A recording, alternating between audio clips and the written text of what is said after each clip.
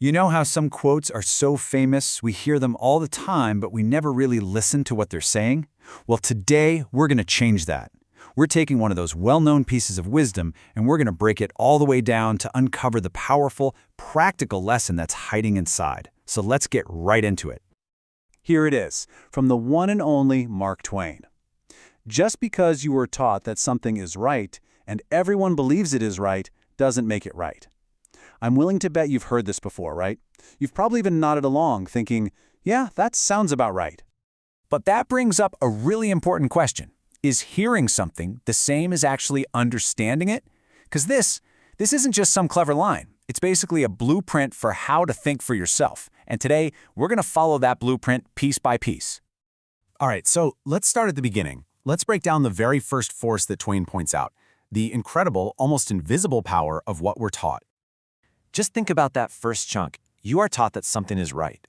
I mean, it starts from day one, doesn't it? When we're kids, we're like these little sponges just soaking up the worldviews of our parents, our teachers, our whole community. Now, that's obviously super important for passing on knowledge, but it's also exactly where our unexamined beliefs get their start. And you know, there's actually a term for this, received wisdom.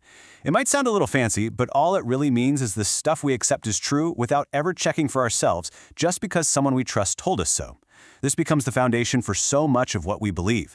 But as Twain is warning us, a foundation built by somebody else, well, it isn't always as solid as it seems. Okay, so first you've got the things you're taught. But Twain knew that was only half the battle.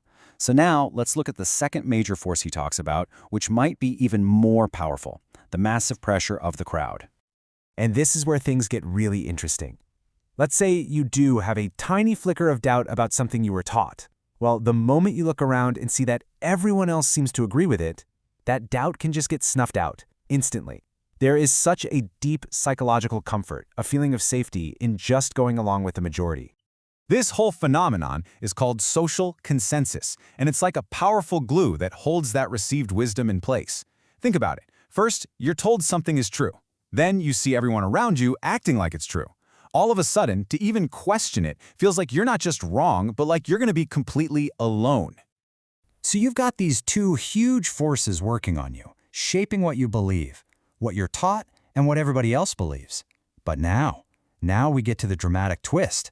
The whole point of Twain's quote.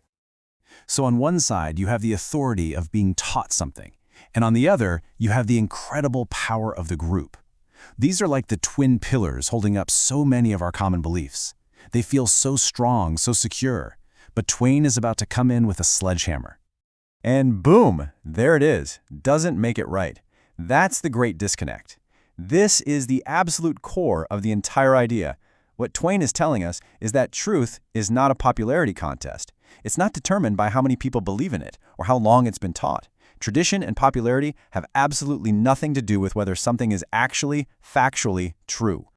But hold on, this isn't supposed to make us cynical or anything. Not at all. Understanding this disconnect isn't a downer. It's actually this incredibly empowering call to action. It's basically an invitation to start using our own minds. In fact, if you look closely, the quote itself gives us a simple, three-step guide to do just that. Step 1. Figure out what the belief is that you were taught. Step 2. Acknowledge the crowd, the social consensus that's holding it up. And then, here's the most important part, Step 3. You have to step away from both of those pressures for a second and just ask yourself, okay, but is it actually right? What are the facts? Does the logic hold up? So we've broken the quote down. We get the forces at play. And now we even have a little method for thinking independently. The only thing left to do is to turn that spotlight back on ourselves. So I'm going to leave you with one final question to think about. What is one thing, just one, that you believe, mostly because you were taught it and because it seems like everyone around you agrees with it?